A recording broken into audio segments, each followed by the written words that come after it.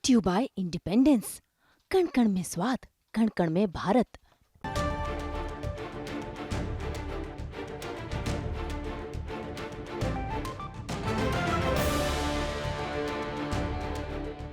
मनीष सिसोदिया को supreme court से ED और सीबीआई वाले मामले में जमानत मिलने के बाद शराब घोटाले वाले मामले में ही जेल में बंद ईडी के केस में जमानत पा चुके दिल्ली के सीएम अरविंद केजरीवाल सीबीआई वाले मामले में हाई कोर्ट से मायूसी हाथ लगने के बाद बड़ी उम्मीदों से राहत की आस लिए सुप्रीम कोर्ट पहुंचे थे, जिस पर 14 अगस्त यानी कि आज सुनवाई होनी थी।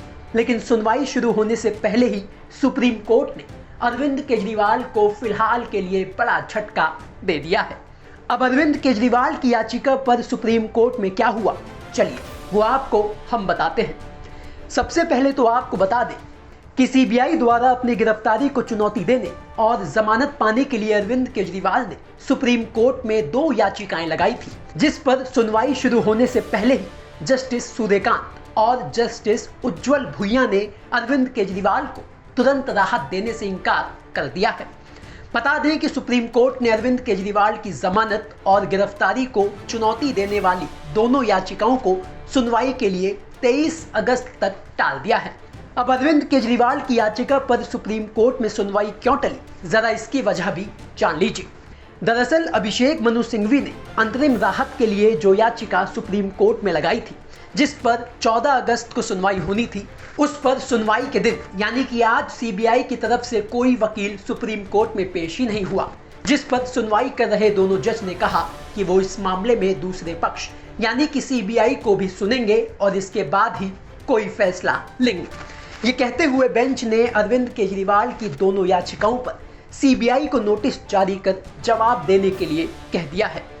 यानी 23 अगस्त से पहले अब अरविंद केजरीवाल की जमानत याचिका पर सुप्रीम कोर्ट को नोटिस का जवाब देना होगा। ये बताना होगा कि अरविंद केजरीवाल को किस आधार पर गिरफ्तार किया गया। हालांकि सीबीआई इसका जवाब हाई कोर्ट में दे चुकी है, जिसके बाद हाई कोर्ट ने अरविंद केजरीवाल को राहत देने से इनकार करते हुए उनकी गिरफ्तारी को बरकरार रखने का आदेश दिया था।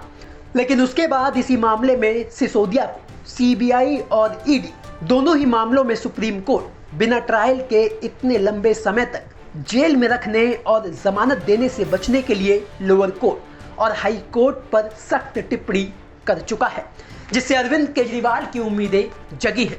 खैर, अब देखना होगा कि सिसोदिया के बाद क्या सुप्रीम कोर्ट अरविंद केजरीवाल को भी जमानत देगा। ये अब 23 अगस्त को होने वाली सुनवाई के बाद ही साफ हो पाएगा। ब्यूरो रिपोर्ट, दिल्ली तक।